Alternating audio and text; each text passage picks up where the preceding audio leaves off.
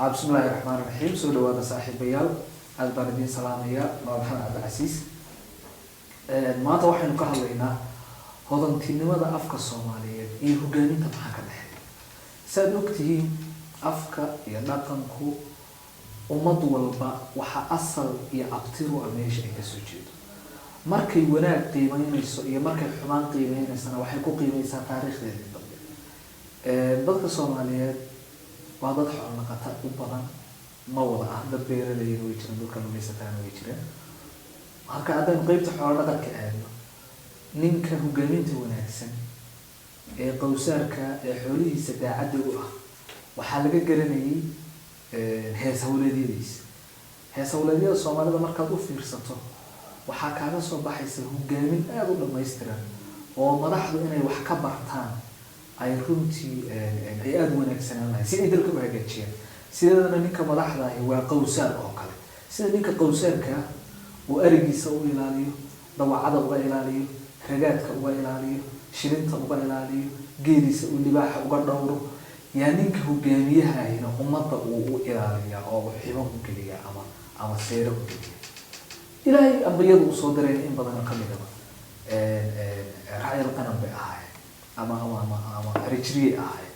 Marka haddii aynu u fiirsano hees hawleedyadii Soomaaliyeed in badan oo ka mid ah waxaa kuu soo baxaysa inay ahaayeen dad good leadership oo hogaaminta aad u wanaagsan. Walaynu soo qaadano geela oo kale marka la muujinayo qofku inuu shaqadiisa daacad u noqdo loyal u noqdo qofka shaqada uu qabanayo. balaynu hees geel soo qaadano wuxuu leeyahay dhowradoo timid dhowrsan maynee tiina dhugatay dhalma beelo dhaayaha dhexe. aynu sharaxno markuu ninku geela wadaanta uu soo qaato darka usoo horo oo uu woojo iyo heesta geela ku dhufto gabdhaha heeladka jooga oo dhan baa yimaadeen oo waxay u imaanayaan inay codkiisa macaan daawadaan. waxa weeye ayay u imaanayaan. marka wuxuu u sheegayaa maadaama uu dharkii dhigtay uu fagdad yara ama buumo yara qabo oo uu wadaantii shubayo wuxuu leeyahay dhowradoo timid dhowrsan maynee tiina dhugatay dhalma beelo dhaayahaada. yacni geelaygii oo yimid oo darka yimid xilligan labis iyo kama gaaree tii cawradayda fiirisaay dhalma beelo dhaayahaada. waxay muujinaysaa inuu loyal u yahay shaqadiisa, inuu daacad u yahay. waa good leadership, hogaamintay ka mid tahay qofku waxa uu qabanayo inuu daacad u yahay. marka uu qof loo tusayo ama loo muujinayo shaqada uu qabanayo inaan cidina uga habboonayn ee ay tahay inuu qabto maaska ay ku tahay inuu qabto. aynu fiirina salsalkii awrta ama heesta ninku markuu ratigiisa rarayo uu waxa uu ugu heesi jiray wuxuu oran jiray afartii luguu talay iyo weliba taartaar yaad uga tegaysaa kaaga toogo.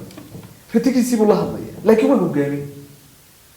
waa sifo muujinaysa qofku shaqada uu hayo iyo mas-uuliyadda uu hayo inay tahay tiisiyaan cidina uga tolmoonin. waa good leadership. inaad og tahay waxa aad haysid waa hogaamin. aynu muujino cududaarka oo kale. hogaamiyuhu shacbiga waa inuu uga cududaaraa dhibta dowladdu ama nidaamkiisa ay kala kulmaan. isla heestii baynu gelaynaa waa ninkii ratigiisii raraya marka dhoomihiibuu saara. marka ratigiisu wuxuu rabaa inuu u muujiyo dhoomahan culayska ay ku hayaan ayuu rabaa inuu ka raaligeliyo. markuu saa dheega uu uga saaro ayuu wuxuu leeyahay inaan kugu dhuftay hamoodale waa kugula soo dhacay. waa execution, waa cudri. halka maantay dee si kasta oo dowladda iyo shacabku isku dhibsadaan aanu hogaamiyuhu ku dhicin banaanka intuu soo istaago inuu yidhahdo dadkayga oo ka raalli ahaada waxaas. halka ninkii geeljiraha ratigiisii uu cududaarayo uu leeyahay inaan kugu dhuftay hamoodana waa kugula soo dhacay. waa execution, waa kind of leadership. isla ratigii buu raraya markaasu wuxuu leeyahay halka caynku kaa gubaya cagto iga dalbasha. maxaa la dhahaa isla dareemin.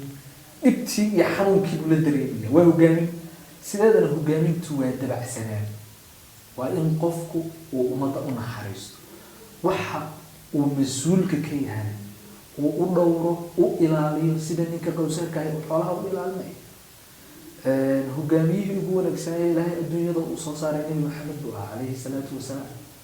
laakiin de wax walba looma fasix linta la umbali umada u naxariiso ha marka waxa weeye ilaahay la hadlayo wuxuu leeyahay dad jafaaf ahaan lahayd oo qalbi adago aan umada dhigeysana waxba ahayn hareeraha bay banaan lahayd walaw kunta qalidal qalbi la fadu man hawlak ha ladahaan lahayd yani adag oo jafaaful qalbi ah hareeraha ay ka banaan lahayd marka hogaamintu iyo qowsaarnimadii ama xoolo dhaqankii iyo hodantinimada afka Soomaaliya xiriir aad u weyn baa u dhaxeeya intaas aynu ku soo gabagabeynayna maanta waa barnaamij inoo socon doona oo la yiraahdo hodantinimada afka Soomaaliga iyo hogaaminta